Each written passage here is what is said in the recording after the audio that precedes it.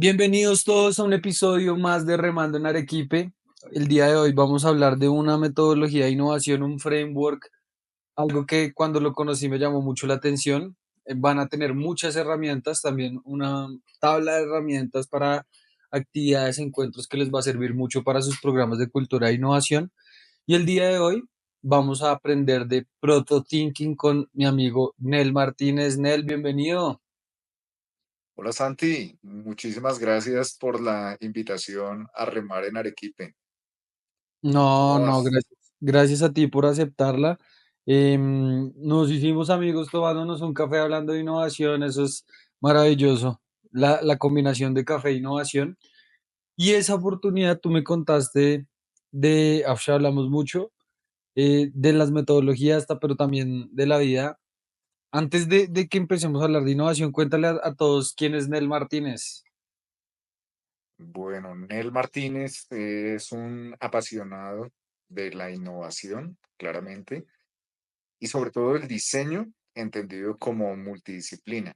Yo tengo una formación de Frankenstein, de, de ornitorrinco, porque estudié diseño en una facultad de artes, pero después terminé haciendo una maestría en innovación en una facultad de economía. Entonces, digamos, intento combinar estos dos aparentes hemisferios cerebrales todo el tiempo. Me costó muchísimo combinar la economía con el diseño y el diseño obviamente con la economía, pero es algo que me apasiona bastante, me gusta muchísimo, entonces me dedico a la facilitación de estos procesos de innovación, a la consultoría, a la generación de contenido y a hablar con amigos como tú, Santi, sobre estos temas apasionantes, fascinantes. Sí, en realidad es para los que nos gusta aprender, creo que estamos en el lugar que es. Mira que, bueno, un poco de cómo hiciste ese cambio, cuéntanos un poco, porque si estabas en algo de artes, que es donde estamos hablando del arte y te pasas un poco más hacia la técnica, ¿por qué terminaste haciendo esa transición?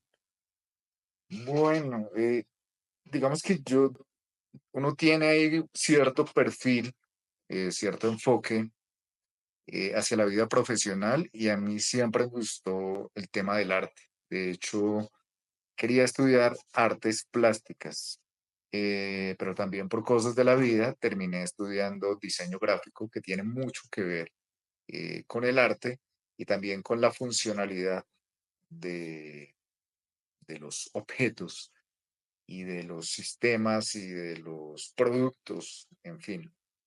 Entonces ahí hay una base conceptual importante en cuanto a estructura y en cuanto a proyección.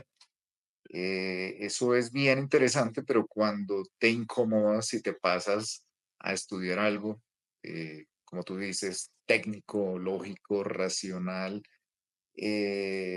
aparentemente, también, pues, si te incomodaste ya sabes que te va a costar. Entonces, pasarme a ese otro hemisferio fue pues bien complicado. Yo nunca había visto o había aprendido de números, estadística, cálculo, estructuras de diseño también, pero de de otro,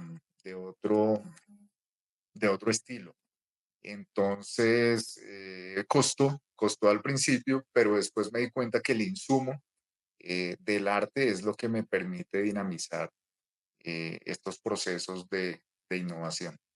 Entonces me costó muchísimo, pero y remé en Arequipe, realmente remé en Arequipe, saliendo del arte y yéndome hacia lo económico técnico, pero ahí superamos ese umbral y ahora me dedico pues desde la otra orilla al, a la conceptualización un poco más técnica, pero eh, enfocando la estructura de diseño, la experiencia de usuario, el prototipado, la creatividad, en fin. Pues no quiere decir que en el otro lado no haya creatividad, sino que siempre, o al menos en las organizaciones, se dice que la gente creativa es la que trabaja en diseño, publicidad o cualquier otra rama afín, pero ahí viene la primera mentira y es que creativos, pues somos todos, desde cualquier ámbito.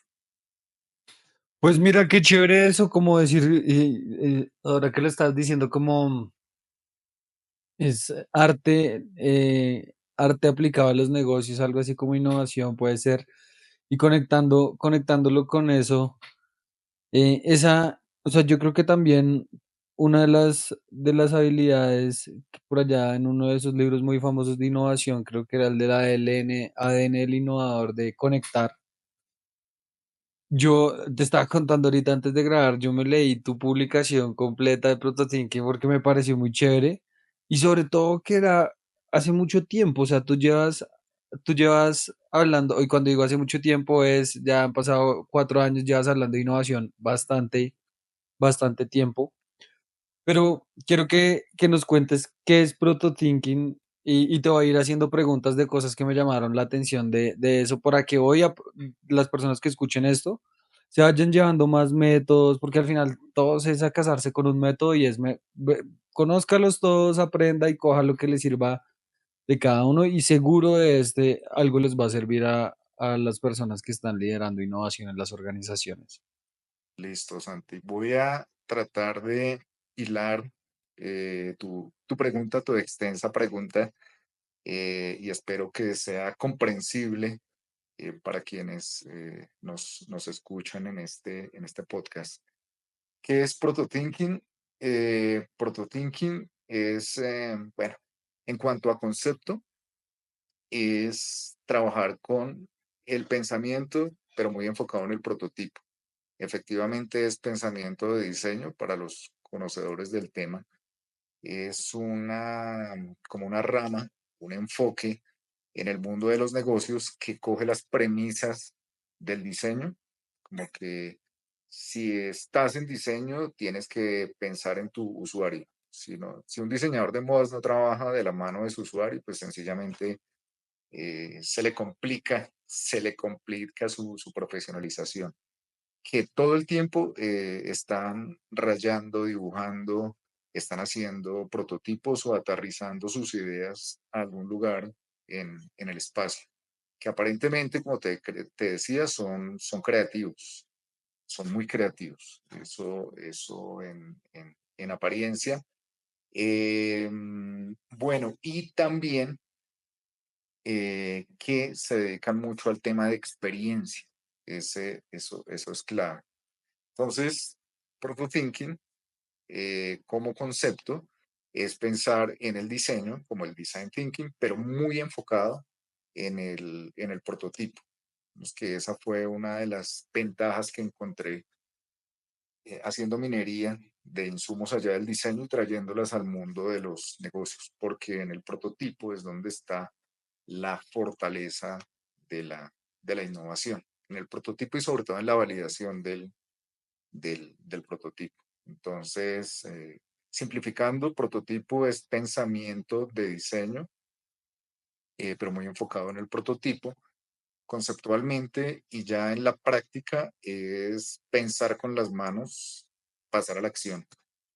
Eso sería protothinking, un Mira estado que de beta permanente, construcción es, permanente de eso organización. justo te iba a decir que cuando estaba viendo las premisas, la primera es la versión final no existe. Y yo Correcto, decía, qué buen mantra para cuando uno está haciendo innovación, de que siempre podemos estar, o sea, siempre estamos en modo beta, digo yo, o haciendo experimentos. Pero el segundo me gustó más, que es evaluar la percepción del usuario en todo sentido y es, el prototipo en sí no sirve para nada si no tiene la interacción con el usuario, que eso es lo que llamamos el experimento. correcto. El tercero te quiero preguntar es, porque eso es más, es algo como que ingeniero, de mi formación de ingeniero no es tan fácil, y es cuestionar las imágenes, los objetos y los supuestos. ¿Eso a qué hace referencia? Vale. Bueno, desde el mundo del arte hay siempre cuestionamientos alrededor de lo que se ve, de lo que se percibe. Vemos que hay varios, hay muchísimos referentes. Hay un pintor que se llama René Magritte y tiene un cuadro donde hay una pipa, que es un pintor francés, y el cuadro abajo dice, esto no es una pipa. O sea, Entonces, dentro del cuadro. el cuadro dice, esto no es una pipa. Así se llama el cuadro. Si lo buscas así, aparece incluso la letra de que eso no es una pipa. Entonces, el arte siempre como quien moldea, quien ensambla el pensamiento actual, siempre ha estado en función de cuestionar lo que aparentemente es, pero desde otra perspectiva, pues es completamente diferente. Entonces, él dice, pues claramente no es una pipa, porque lo que hay ahí no es la pipa, sino la representación de la pipa. En fin, eso por nombrarte algo en la pintura. En el Principito, yo sé que esa imagen sí la tenemos todos. Esto no es lo que parece, sino es un elefante tragándose a una serpiente boa. Todos dicen es un sombrero. Entonces, cuestionar las imágenes hace referencia a eso. Justamente el contexto que tienes es en la medida que lo percibes. Si tú lo cuestionas, pues vas a tener muchas más posibilidades más allá de la literalidad. Y en temas de innovación y creatividad, eso es supremamente importante porque, por ejemplo, los que están, los que no están, o los que nos están escuchando y no están en nuestro contexto colombiano, aquí teníamos un chiste pésimo, que es que cuando pedíamos más de la cuenta nos decían, oiga, ¿a usted no le provoca una limonadita mango? Era un chiste flojísimo, pero a alguien cuestionó esa expresión y ahora tú vas a cualquier parte y te venden limonada de coco, limonada de mango, limonada de lo que quieras. Entonces, lo que inicialmente era un chascarrillo, después se convirtió en un emprendimiento, en algo pues innovador. Lo que tú creas, lo que traes desde el mundo de las ideas al mundo real, o lo que generas en tanto pensamiento, de pronto no es lo que no sirve para lo que tú piensas que sirve, sino que a otra persona le puede servir para cualquier otra cosa. En el mundo de la innovación hay muchísimos ejemplos. Por ejemplo, muchos medicamentos que fueron parte de investigación y desarrollo para una enfermedad se convirtieron en producto pues para otro tema, el Viagra, ¿no? No era lo que parecía, sino que efectivamente sirve para otra cosa. Entonces, los objetos son y no son. Los supuestos habrá que desvirtuarlos, y sobre todo los prejuicios, ¿cierto? Los prejuicios pues sencillamente no son en la literalidad, sino que un prejuicio también se puede convertir en en un potencial recurso de innovación. En ese sentido, pues, por ejemplo, en pandemia, que nos volvimos tan creativos, la casa era un gimnasio, la casa era el parque de diversiones, la casa era la sala de entretenimiento, la casa era el cine, la casa servía para todos, incluso para cenar, para comer y para dormir. Si tú, hay un libro que incluso no es de narrativa pues muy técnica, es de preescolar. Es un libro que se llama Esto no es una caja. Y esto no es una caja, sencillamente es un conejito que va pasando página a página con una caja de cartón y dice, esto no es una caja, esto es un cohete, esto no es una caja, esto es una casa, esto no es una caja, esto es cualquier cosa. Y bien, lo traigo a colación, haciendo énfasis en tu pregunta de qué es esto de cuestionar, es porque una caja para todos es una caja hasta que le preguntas a un niño qué es, y ahí se abren una cantidad de posibilidades. Entonces, esa es la tercera premisa, cuestiona los objetos todo el tiempo, los supuestos, los prejuicios, no todo es lo que parece. Creo que es una habilidad, eso no todo es lo que parece, es como hay varios casos en innovación de eso que descubrieron que las personas cogían un producto para hacer otra cosa y sacan otro producto, em, que es también algo que estás mencionando y es descomponer el producto desde el producto y la percepción y su función y su diseño, pero todo integrado en este prototipo que interactúa con un contexto que es, pues digamos que no es fijo, ¿no? Depende, o sea, uno lo puede ir moviendo y ampliando. Creo que es lo más difícil, uno siempre está como muy estructurado y es como pensamiento lateral, ¿no? Me acuerdo como había un libro De de acuerdo, que era súper difícil y a mí me da estrés como esos acertijos de pensamiento lateral, pero que retan también y entrenan en esa tolerancia como a esa frustración.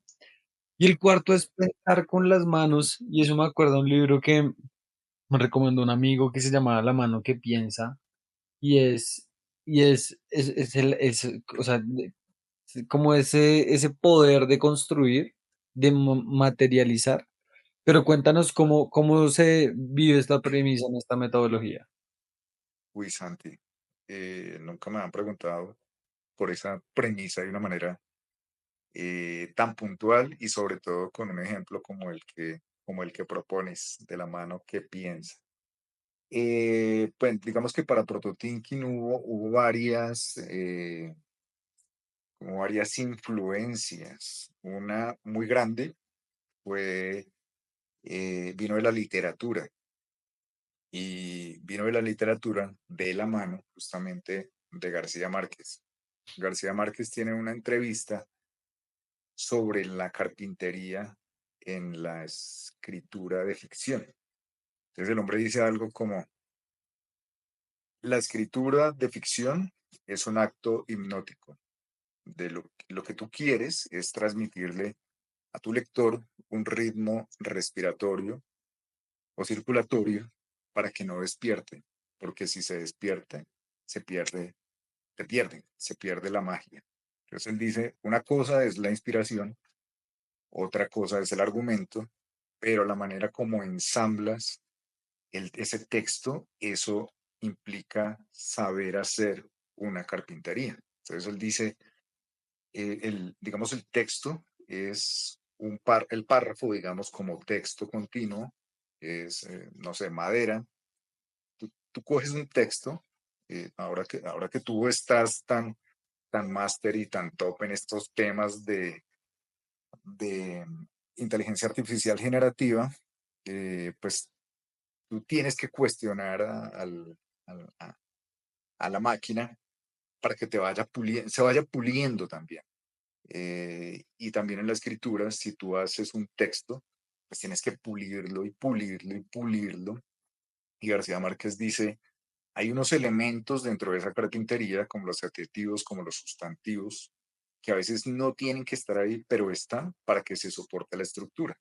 Entonces, eso a mí me rompió la cabeza cuando escuché esa entrevista de García Márquez, porque claro, una cosa es la inspiración, te gusta mucho el tema de la innovación, otra cosa es el argumento, y es que la innovación, pues, bueno, ya dejó de ser el disco más vendido de los últimos tiempos. Ahora se vende, pues, Ahora es la inteligencia solito, artificial. exacto, ahora se vende solito y ahora el disco más sonado en esta playlist de conceptos de innovación es la inteligencia artificial, claro. Pero, pero hace referencia a eso, es la manera como tú traes de tu pensamiento las ideas y en cualquier ámbito. Entonces, eso en la escritura, si hay carpintería en la escritura, claramente hay carpintería en la elaboración de un modelo de negocio, hay carpintería en un servicio, hay carpintería en la factura, en cómo generamos una marca, cómo generamos recordación. En la inteligencia artificial también hay carpintería, hay manera de estructurar el pensamiento y hay carpintería en la manera como las máquinas y la computación cognitiva nos va emulando, nos va emulando ciertos procesos, pero eso requiere una carpintería impresionante, requiere un prototipado impresionante. Bueno, y eso espero sirva para responder tu pregunta, Santi, que hace referencia a esta cuarta premisa, y es pensar con las manos y pues aterriza las ideas. Me encanta. Yo creo que siempre pregunto si las ideas valen o no valen. ¿Tú qué crees, Nel? Te pregunto antes de nada. Si las ideas valen en Si cuanto yo a te qué, doy una idea, que cuando escuchamos el dicho que dice, no, es que todas las ideas valen. todas las ideas son válidas, claro, pero no todas tienen la misma valía, creería yo. En innovación, y tú sabes, se trabaja mucho con retos, con hipótesis, con preguntas hipotéticas. ¿De qué manera configurar? ¿De qué manera estructurar? Ta, ta, ta. Y en ese sentido, digamos que el lenguaje nos aporta muchísimo, muchísimo en la construcción. Y en la innovación, usualmente cuando trabajas desde la emoción, trabajas mucho las ideas, pero ideas sueltas. Y en ese sentido, las ideas valen y no. Cuando las ideas se derivan de un reto, las ideas cobran valor porque están asociadas como a un árbol que las puede sostener, sostener o mantener. Me explico. Incluso en la vida, en el amor, si tú te caprichas de una idea, pues ya sencillamente pierdes. Pero si asumes la vida como un reto y tienes ideas para superar ese reto, pues cobran valor las ideas. Entonces yo creería que en ese sentido, en esa dirección, las ideas sí son muy valiosas para la Estoy superación cien por ciento de de acuerdo soluciones. contigo. 100% de Dime. acuerdo contigo. O sea, es que yo digo que las ideas por sí solas no valen. O sea, valen porque te obligan a pensar y a, bueno, por lo menos de una idea, pero si no hay materialización, como que valen para darte el impulso en el proceso, pero no valen con respecto al Por resultado. supuesto, por supuesto. Digamos que lo que he aprendido por este camino del prototipado es que las ideas valen en tanto, como tú dices, se prototipan y sobre todo valen en tanto se validan. Si tú no validas la idea, pues tu idea sencillamente no tiene valor. Por ejemplo, Santi tiene prototyping, ¿no? Que somos, Tiene, somos primos hermanos. somos primos hermanos, tú eres como el primo gringo Centennial, y el primo. yo, yo soy por ahí, no sé, cómo es protothinking, el australiano, qué sé yo. Entonces, digamos que las ideas efectivamente aportan valor, pero las ideas por sí solas no valen si no las aterrizas y sobre todo si no las validas. Ahí, Sí. digamos, hay muchos métodos, hay varias formas de validar tu idea. Es, digamos que, parte de lo que me ha dado este proceso de trabajar con el prototipado, con el protothinking, y es la validación. Eso sí que son mm, familiares muy cercanos, o sea, tienen que ir de la mano. Mira que, bueno, ya te voy a preguntar un poquito más porque creo que mencionaste dos cosas que son muy importantes, que es hipótesis y validación, y muchas veces no sabemos bien cómo hacerlo, entonces ya te pregunto un poco más de eso. Mira que eh, ahora que lo estabas diciendo nosotros en prototyping, que básicamente es algo, o sea, son los mismos pasos del método científico, lo que busca es acelerar la capacidad. Pero al final ponemos después de, bueno, vea todo lo que hicimos, pero si usted no estrella esto con un usuario, un mercado, o sea, no sirve de nada. O sea, creo que Correcto, literalmente hizo mucho en muy poquito tiempo, pero no sirve absolutamente de nada, ¿sí? de acuerdo. Entonces creo que eso que mencionas es muy importante. Ahora sí te pregunto como, ¿qué buenas prácticas pueden tener las personas en términos de definición de hipótesis y validación de esos productos? Porque a veces a mí me pasa, o todavía es difícil, ¿no? Es difícil cómo establecer como ese criterio de éxito. ¿Qué recomendaciones les podrías dar a los innovadores? Vale, innovadores. Bueno, si eres innovador, pues yo creo que la tienes clara y no. O sea, no hay nadie que se cuestione más que un innovador porque es que pues te exige demasiado el mercado profesional. Eh, y como todo, tú pues no sabes nada hasta que pues no te estrellas, te enfrentas con el mercado, hasta que no validas tu conocimiento. Entonces, en ese sentido, varios consejos, las hipótesis o el planteamiento de retos tienen que tener, bueno, yo tengo una estructura ahí de 4 componentes que utilizo bastante, se los voy a contar. La primera que hace referencia a un cuestionamiento, que preferiblemente es el de qué manera o de qué forma, o sencillamente un cómo, eso articulado con un segundo componente que es un verbo en infinitivo, que hace referencia también a la misma pregunta de carácter científico, porque el verbo es el que le da la fuerza a esta sentencia, ¿no? A esta frase. El verbo siempre tiene el poder de la transformación. Nosotros nos debemos a al hacer. ¿Sí? Entonces, articulas esa posibilidad de cómo, de qué manera, con un verbo en infinitivo. O sea, una cosa es cómo, cómo dirigir, es diferente a cómo fomentar y a cómo profundizar y a cómo aterrizar. O sea, cada verbo tiene poder, un poder mental muy llevado, pues nos convoca hacia la acción. Entonces, ese cuestionamiento, el verbo en infinitivo, y después algo importantísimo que es una unidad de medida.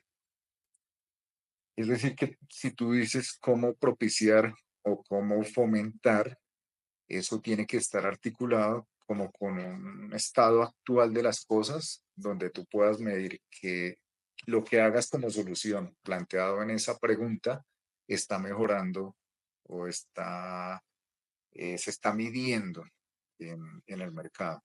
Y el cuarto ya es como un resultado deseado, pero últimamente lo he combinado con el tercero, con la unidad de medida, porque efectivamente pues uno siempre que mide quiere tener resultados. Entonces, lo primero es como tener una muy buena estructura de pregunta, de pregunta.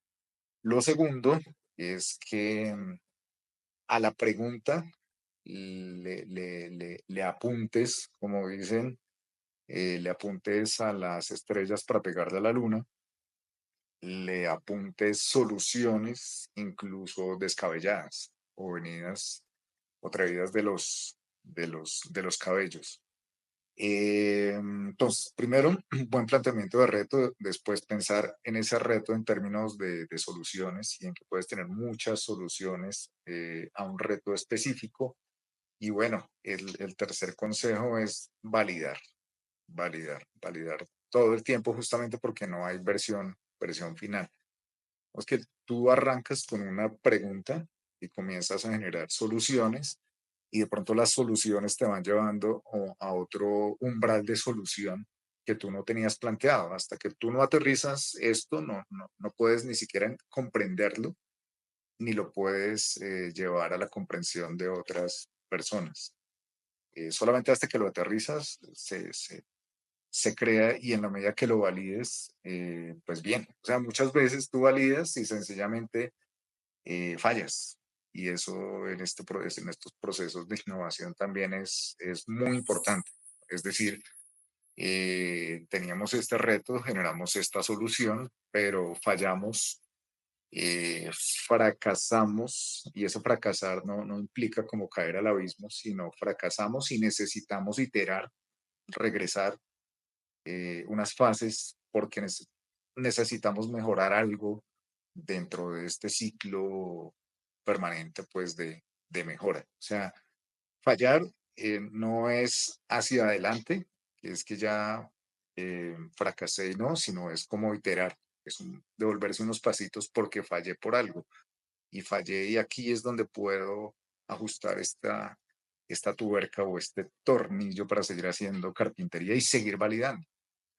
Digamos que en innovación los mejores productos no necesariamente son los que uno piensa, percibe como mejores, sino son los que más validados han sido, o sea, los que han pasado por más usuarios. Por ejemplo, un teléfono eh, versión, bueno, digamos que un iPhone ahí para ser recurrente con el ejemplo. ¿Cuál es la última versión del iPhone? No sé, el 16. Ese, 16, ese 16. iPhone 16, digamos que Apple, no, no quise poner este ejemplo, pero es que es como muy bien para después asociarlo a lo que tú me decías en términos de validación. Y es que no encuentro otro referente así como eh, para la comprensión de esto, porque es que el 16 sigue siendo un prototipo. O sea, una empresa como esta se da el lujo de vender su prototipo y esperar que los usuarios le retornen fallos o le retornen ideas. Uy, me encantaría que este prototipo de celular, pues no sé, tuviera un wearable, o sea, me lo adhiriera al cuerpo y entonces estas empresas están prototipando todo el tiempo y mientras tienen ahí el 16, que sirve como prototipo, están pensando ya en sacar al mercado el 17 para validarlo. Y en ese sentido, pues, si una empresa como estas piensa en términos de prototipo, ¿por qué nosotros no? No puedes pensar que hay una versión finalizada en lo que hagas. O sea, nunca le pongas eh, a un proyecto versión punto final, porque ahí matas la versión. Eso siempre tiene Ese es el título del la episodio. necesidad de validarse. Así se va a llamar este episodio. Nunca le pongas a un archivo versión final. Eso, Me encanta. Pero mira que eso es porque uno dice, no, entonces, y uno se lo imagina como muy secuencial, como MVP, prototipo, MVP, concepto, prototipo, MVP, producto. Y ahí entonces ya está el producto. Lo que tú propones es ahí, entonces sigue en modo prototipo y sigue en modo prototipo. Y nunca se llega porque el usuario va cambiando, el usuario me va dando muchos más inputs en todo ese proceso, ¿cierto? de acuerdo. Sí, es que me encanta. Ya te voy a preguntar otra cosa con, aparte de innovación, que es que tengo mucha curiosidad, pero te quiero contar que cuando yo estaba montando el sistema de innovación de MAP y hay pues, hay una parte como herramientas de innovación, yo llegué a Prototinking y yo dije, parce, me hicieron todo lo que tenía que hacer, acá está. Entonces yo empecé a mapear esas herramientas también para que todos vayan y lo lean porque están las herramientas y empecé a ver, bueno, esta me sirve, esta no. ¿Qué opinas de que los procesos sean muy rígidos donde yo tenga que aplicar estas herramientas sí o sí? o más que sea más flexible, donde yo puedo tener un conjunto de herramientas e ir utilizando en función de la intuición como innovadora, que es como un emprendedor dentro de una organización, pero como con esa intuición de esto me puede servir. Qué opinas de cómo puede ser mejor? Uy, Santi, esa pregunta está muy chévere y la quiero asociar a los procesos de innovación en tanto divergentes y en tanto convergentes. Todo el tiempo estás aplicando herramientas, todo el tiempo tienes que construir, medir, como Lean Startup, ¿no? Todo el tiempo tienes que estar pasando a la acción y medir, pero hay momentos en que tienes que consolidar, hay momentos en que tienes que concretar. O sea, esto no es que todo es un prototipo y entonces yo soy, no sé, el hippie de la innovación y todo el tiempo pues estoy tranqui y bien, pues está bien ser el hippie de la innovación, pero todo requiere concreción. Tienes que aterrizar estos procesos. Entonces lo asocio con el tema de divergencia y con el tema de convergencia. Por un lado, eh, en la divergencia, incluso en el mundo de las ideas, puedes tener muchísimas herramientas eh, que te generan apertura, pero tienes que hacer convergencia, ojalá con las herramientas que ya conozcas para consolidar. O sea, hay momentos, obviamente, donde tu cliente ya te pide resultados. No te puedes quedar ahí permanentemente creando porque es que yo estoy en beta constante. No, tienes que concretar y en ese sentido, ahí yo recomendaría utilizar las herramientas con las que vas al campo de batalla a la fija. Ahí ya no te puedes poner a generar aperturas de pensamiento, sino a concretar. O sea, utiliza las herramientas en la divergencia. En la convergencia, utiliza las que ya has validado. Eso te va a economizar pues, tiempos y te va a generar cultura del no reproceso. Sí, yo creo que porque uno no tiene tiempo infinito, ¿no? O sea, al final, si yo te me pongo a hacer todas las herramientas, no, o sea, tengo que ser súper eficiente, me parece. Creo que a veces también para ciertas personas, para mí es muy fácil divergir, converger es difícil, por mi socio sí es súper convergente, así como, bueno, pero aterrice. Claro, Y claro, claro. por eso se necesitan diferentes personas en ese. Supongo que Proto Thinking no es un acto individual, ¿no? Obviamente es un acto de entorno, de equipo, de. Y ahí te iba a preguntar, para conectarlo con cosas que seguro le pueden servir a las personas que escuchan el podcast, y es, cuando tú me mostraste la tabla periódica, yo dije, wow, esto es una súper herramienta, porque nosotros muchas veces separamos los programas de cultura de los proyectos, pero los programas de cultura son súper importantes para tener o sea, para que la gente pueda usar bien las herramientas, precisamente. O sea, que la Claro. gente tenga la mentalidad eh, correcta para poder aproximarse a un reto. Entonces, cuéntanos un poquito qué es esta tabla periódica de los encuentros, cómo nació, dónde la pueden encontrar, mejor dicho, yo quiero que todo el mundo la utilice. Vale, Santi, y gracias por la cuña. Bueno, pasándonos ya de protothinking, vamos a aterrizar en un recurso que utilizamos mucho en la empresa y hace referencia a la tabla periódica, pero no de los elementos, sino de los encuentros. Este es un ejercicio como de organización. Obviamente no tiene el rigor de la tabla periódica para los que les interese aprender mucho más de innovación desde una perspectiva científica y trayéndola al mundo de los negocios incluso, les recomiendo que estudien la tabla periódica. La tabla periódica de los elementos es como un recurso hecho por muchísimas personas. O sea, Es un protocolo que reúne, que tiene el inventario de los elementos químicos de todo lo que nos rodea. Y cada elemento tiene una historia económica, política, social, de innovación fascinante. O sea, si estudias el fósforo, por ejemplo, el fósforo nació de observaciones sobre la orina. O sea, un tipo re loco comenzó a descubrir que, digamos, en su laboratorio, que había unas partículas como fluorescentes y terminó descubriendo por andar en esas investigaciones el fósforo.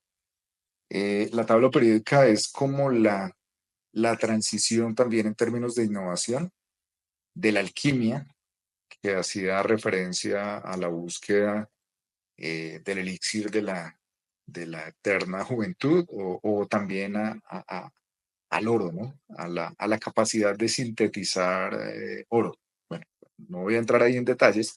No, Lo que pasa es pero que ahí te pregunto, ¿dónde aprendiste tanto de la tabla periódica? Eso está muy, muy interesante.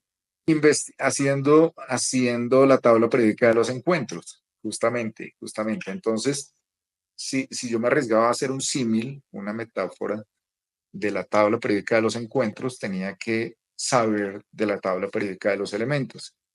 Y si antes, digamos, no tenía formación de economía, me incomodé para estudiar economía. Y si tampoco tenía formación en química, me incomodé para aprender de química para llegar a este recurso. Y ahí aprendí una barbaridad sobre eso. Entonces, la alquimia define ese paso como hacia la ciencia. Una pseudociencia se convierte en ciencia con una estructura pues supremamente formal y cada elemento, la historia de cada elemento es fascinante. Entonces, la tabla periódica de los encuentros es una aproximación, obviamente no tiene el rigor de una tabla periódica, que eso ya son pues palabras mayores, es la visualización de información, yo creo más completa que tenemos. Ahí ya hay inteligencia, ahí ya la inteligencia está como aterrizada en un marco de 118 elementos. Bueno, además porque eso es, cada vez podrán encontrar algunos otros elementos o sintetizar otros, pero los que hay son los que son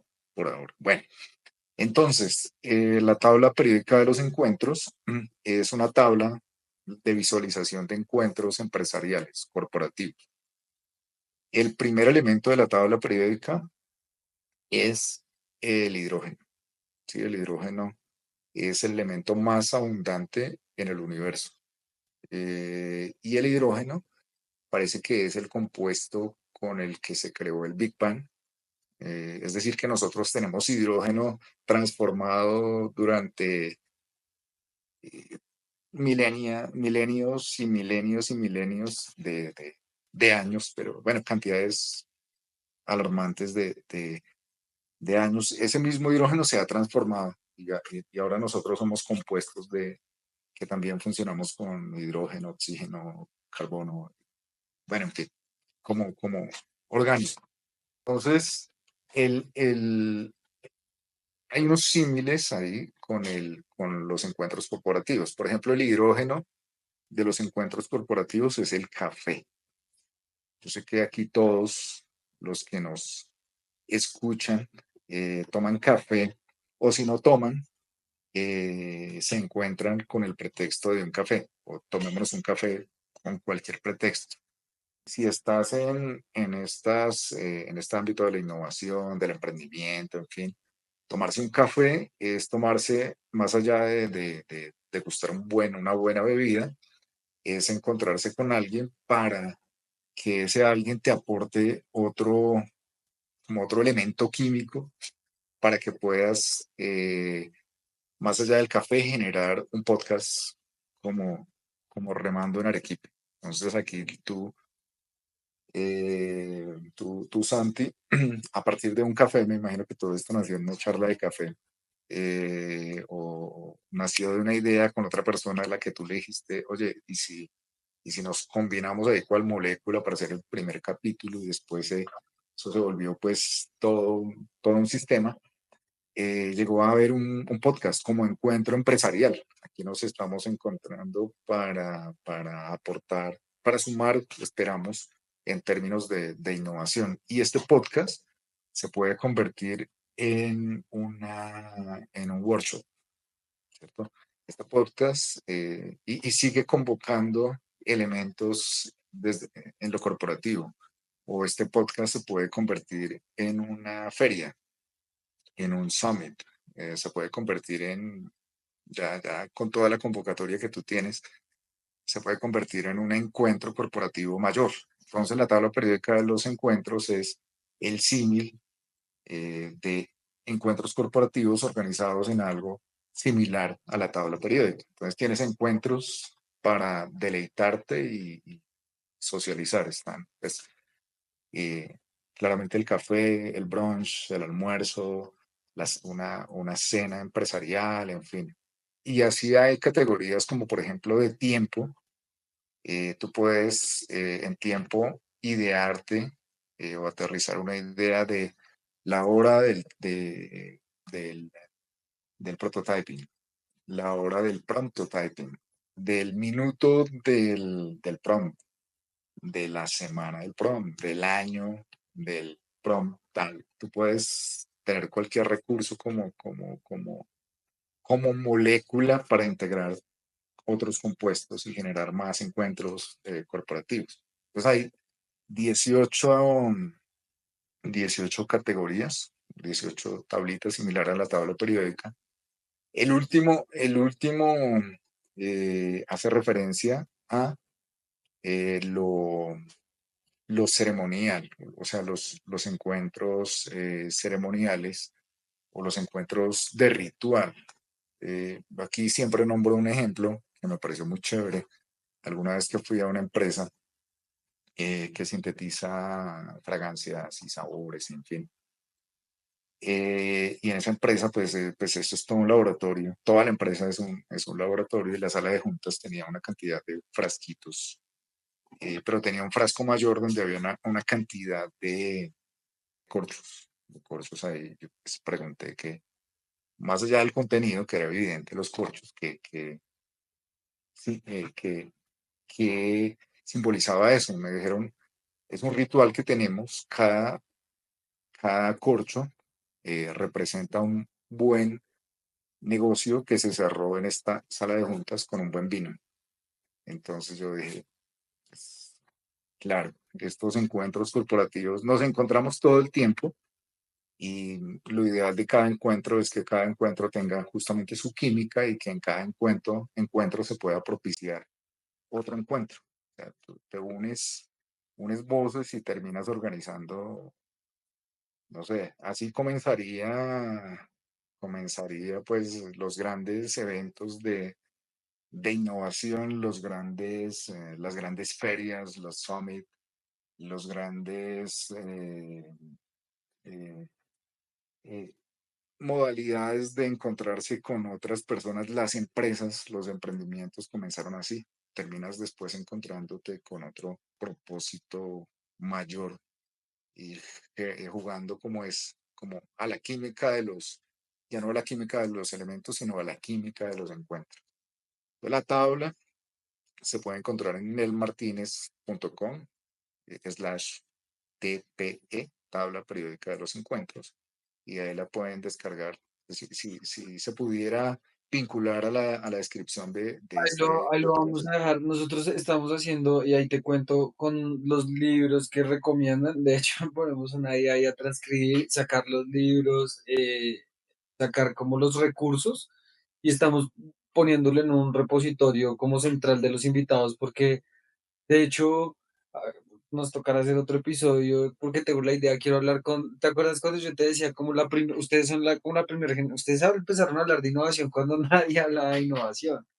tú, Guillermo, como entrevistarlos a todos y empezar así como tal Ujú. cual película de policía en la pared, empezar a conectar como, bueno, estos es cuando se conocieron, qué hicieron juntos, porque eso pues es realmente lo que permitió tejer ese ecosistema que ahora a los que pues estamos aprendiendo de esto, pues que se hable, es que ya antes no me imagino cómo era hace un tiempo. Entonces, eso es un proyecto paralelo al que obviamente vas a estar en esa historia, que estoy incómodo con hacerlo por simplemente curiosidad. Hace poquito estuve hablando con alguien de Catarsis. Yo decía, no, esto, o sea, y no mucha gente conoce la historia. Va a tocar hacer encuentros rituales que podamos para construir esa historia. Buenísimo. Incomódate más, Santi. Sí, sí, es que eso, es que Y uno tiene que, llévalo a la acción. De ahí uno, ya de uno. ya he encontrado, los tengo mapeados, pero lo voy a hacer, lo voy a hacer. Esto acá es queda de compromiso. Nel, algo que pues yo incluso alguna vez hice un post de esta tabla, es que y nuevamente lo repito, es vayan, mírenla y vean cómo pueden empezar a estructurar diferentes actividades.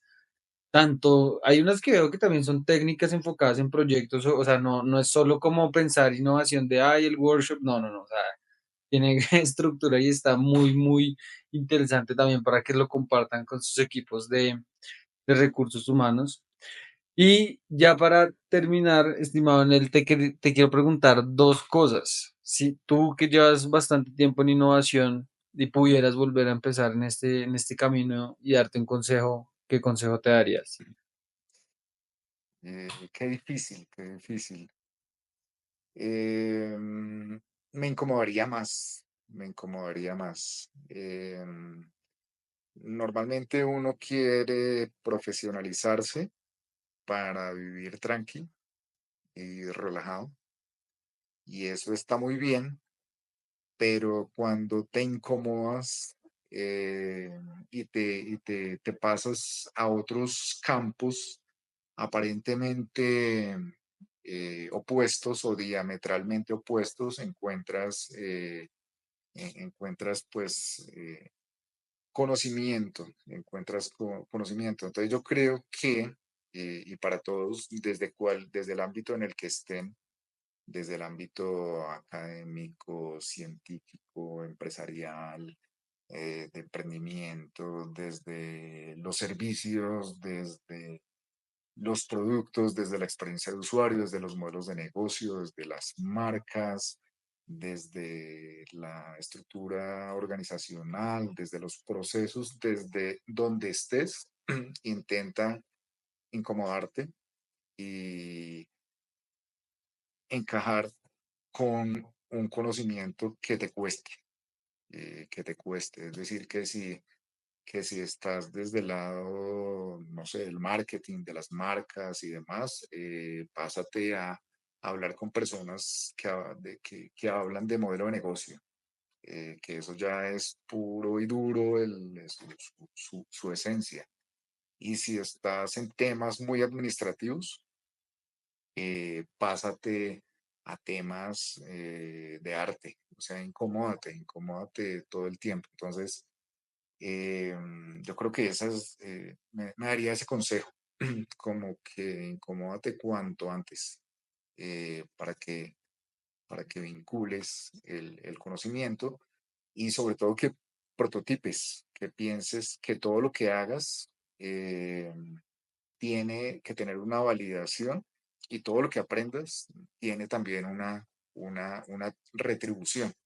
Pues digamos, para poner otro ejemplo ahí, eh, no sé, Steve Jobs, el man aprendió en la universidad caligrafía, aprendió esta letra que se hacía de manera manual para los diplomas. Y eso le dio pautas para la tipografía. Y por eso algunos de esos dispositivos tienen tan buena estructura tipográfica. Entonces, pues el man tenía un insumo ahí como ennichadito que después explotó.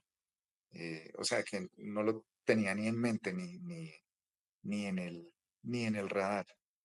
Bueno, y así ejemplos muchísimos, personas de músicos que terminan hablando de matemática, de la música, físicos que terminan hablando haciendo obras maestras de arte, químicos que pues tienen unas historias increíbles de hallazgos y descubrimientos. Entonces, incomódate y pasa a la acción y utiliza prototyping y utiliza protothinking para aterrizar las ideas. Lo que le sirva, lo que le sirva, utilícelo. Estimado Nel, agradecerte mucho, de verdad, siempre es un placer que podamos hablar, que podamos conversar y que podamos compartir. Todos pueden encontrar a Nel en internet, Del Martínez, en LinkedIn, sale de primero, no hay mucho que buscar ahí. Entonces, agradecerte y ahí tienen un episodio más de Remando en Arequipe, aprendiendo de Proto Thinking. Nos vemos en un siguiente episodio.